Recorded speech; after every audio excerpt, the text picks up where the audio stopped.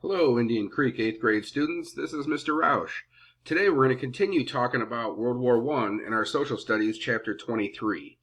Yesterday, we talked about the causes of the war. Today we're going to talk more about the war itself.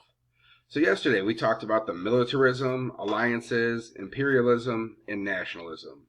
When all of those are mixed with the assassination of Archduke Franz Ferdinand, you have the start of World War I.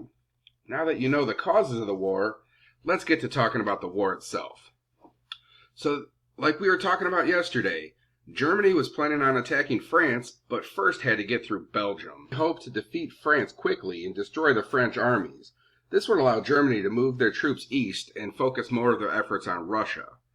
But they had a problem with the Belgians. They were able to hold off the German troops for 3 weeks. This was enough time for the British and French to mobilize their troops.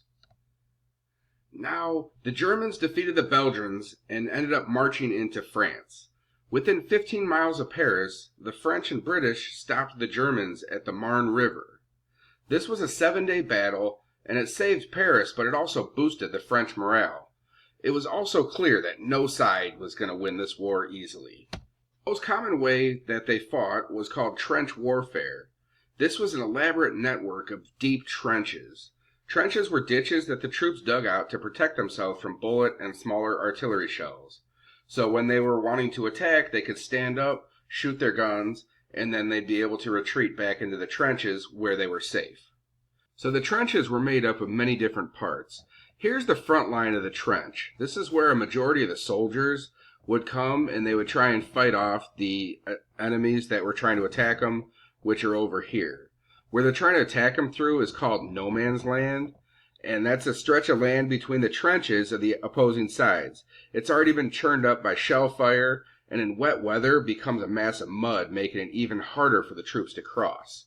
They also put up barbed wire, and they were trying to set up obstacles to make it harder for the troops to attack them. So after you get through the front line, you would have a little path down here to the support trench. This is where you would have other troops, you would have some other ammo and weapons and other people, and this would be your concrete block house for your machine gun.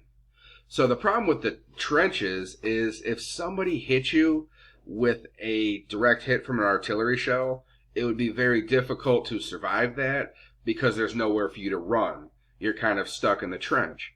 But back a little bit further in the support trench, there would be a deep dugout little hole there. For the German ones, it would be about 15 meters below ground and is very well constructed, so it would be hard to be destroyed by shell fire. And then they also had the reserve trench back here, so they had other supplies and foods and other things back there for the soldiers. So if you see, you can kind of get through all these trenches, and it's kind of like an elaborate underground path almost. And then back here is where you have your long-range artillery, so they could actually sit here and fire at the people that were coming towards them. And then aircraft, we'll talk about this in a little while, but aircraft can warn the buildup of enemy troops before an attack or when they start mobilizing or moving. So there's a lot of pros and cons about trenches. Some of the pros are you're covered from enemy fire. So whenever they have people firing at you, all you have to, with their guns, all you would have to do is just get down below the trench. If it's an artillery shell, that's another story. So it's also a safe place to eat and sleep. And the troops were able to get some good shots at the enemy in no man's land. So what they could do is if someone's attacking them, stand up, shoot them, and then jump back down in the trench so they can't get shot. So there's also a lot of negative aspects about the trenches. Like I said earlier, if there was an explosion or an artillery shell coming for you, you couldn't escape it. You were kind of stuck in the trench. There's also a bunch of diseases and the stench of dead bodies all around you. So when somebody gets killed, if you can't just get rid of the body right away, they're going to be sitting there decomposing, and that doesn't smell too good. There's also a lot of diseases, and the most common disease was called trench foot.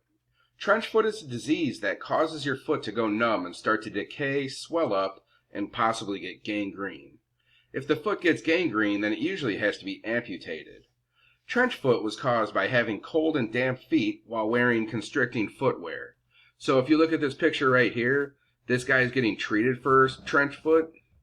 So what happens was anytime it rained or there was moisture, it would be down here in the mud, and you weren't able to change your shoes or change your socks, and you didn't have a lot of supplies, so you would end up with trench foot.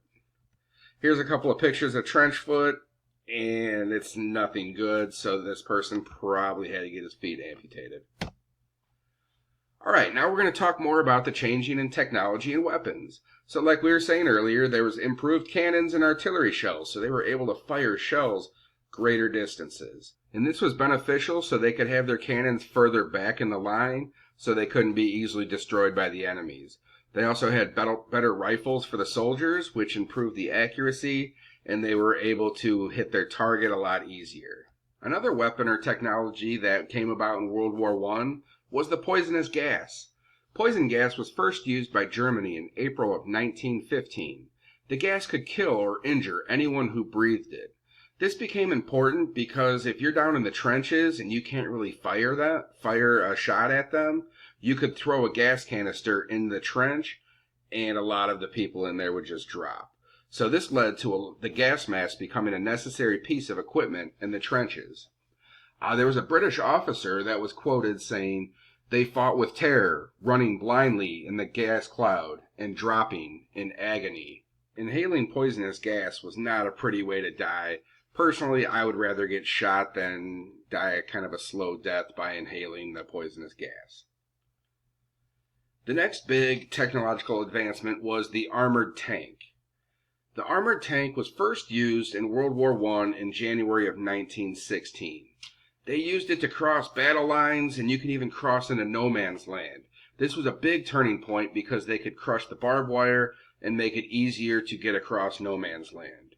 They were also able to fire at the enemy at close ranges. The tank was first used by Great Britain, but after the Germans saw the effectiveness of the tanks, they decided to start producing them too.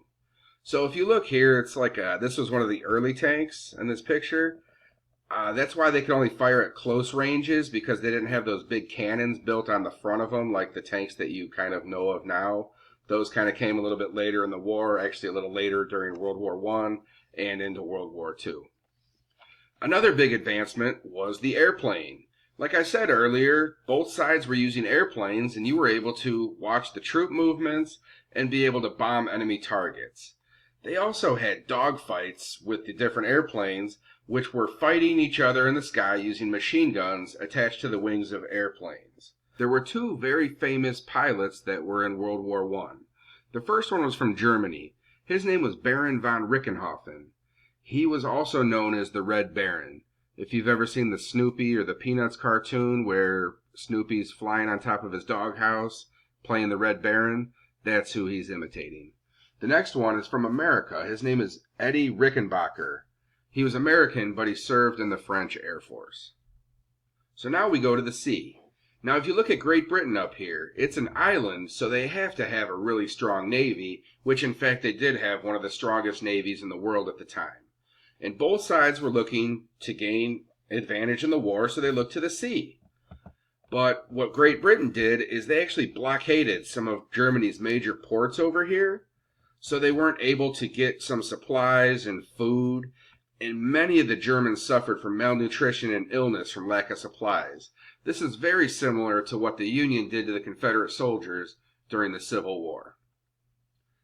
Now, going along with the sea, the Germans created the U-boat, which is the submarine. This prevented supplies and food from reaching Great Britain and some of the other Allied countries. The U-boat attacks on ships at sea eventually affected the United States and changed the course in the war. So tomorrow, we're going to be talking about the United States' involvement in the war and go into further detail about how they got involved and how it affected the United States and its people. Thank you for watching this video, and I hope you enjoyed it. Thanks, and have a great day.